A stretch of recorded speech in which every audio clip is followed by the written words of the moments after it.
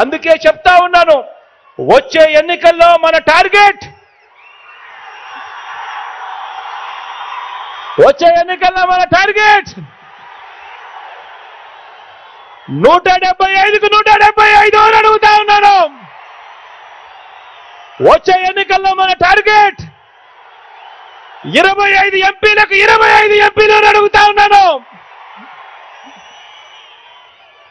పరిపాలనలో మనం ఎక్కడా తగ్గలేదు. మనకు ఒక్క ఎమ్మెల్యే గాని ఒక్క ఎంపీ గాని తగ్గేందుకు వీలే లేదు అని అడుగుతా ఉన్నాను.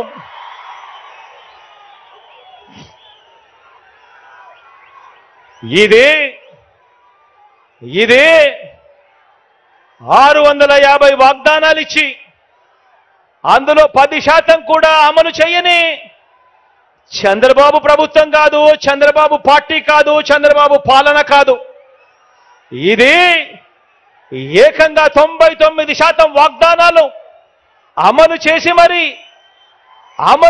మరి ప్రతి ఇంటికి వెళ్ళి మేనిఫెస్టో చూపించి ఆ అక్క చెల్లెమ్మల ఆశీస్సులు కోరుతా ఉన్న మన వైఎస్ఆర్సీపీ పార్టీ.